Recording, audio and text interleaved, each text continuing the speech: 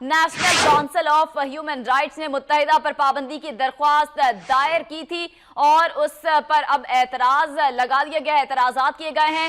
Registrar office نے اعتراضات عائد کر کے پیٹیشن کو واپس کر دیا ہے۔ درخواست گزار نے ہائی کورٹ اور متعلقہ فورم سے رجوع نہیں کیا۔ اعتراض یہ بھی کیا گیا ہے کہ معاملے پر براہ راست سپریم کورٹ سے رجوع نہیں کیا جا سکتا۔ National council of human rights نے متحدہ پر پابندی کی درخواست دائر کی تھی۔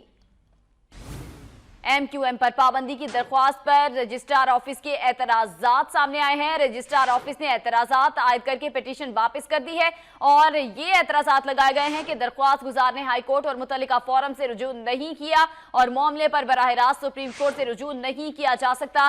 ساتھ ہی ساتھ یہ بھی کہا گیا ہے کہ national council of human rights نے متحدہ پر پابندی کی درخواست کی تھی۔ اسی بارے میں مزید اپڈیٹس لیں گے وسیم رزاق سے۔ وسیم رزاق بتائے گا مزید۔ جی انم، بالکل آج متحدہ پر پابندی کی درخواست رجسٹرار آفس نے اعتراضات لگا کر واپس کر دی ہے۔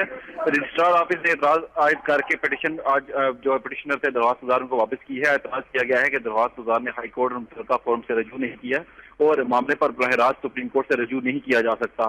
National council of human rights نے متحدہ پر پابندی کی درخواست دائر کی تھی۔ سپریم کورٹ نے درخواست دار کو ہدایت کی ہے کہ پہلے متعلقہ فورم سے رجوع کریں، اس کے بعد اگر متعلقہ فورم کے جو فیصلہ ہوگا اس کے بعد اگر ان کو ضرورت محسوس ہوئی تو وہ سپریم کورٹ آ سکتے ہیں۔ جی وسیم، اپڈیٹس کے لیے شکریہ۔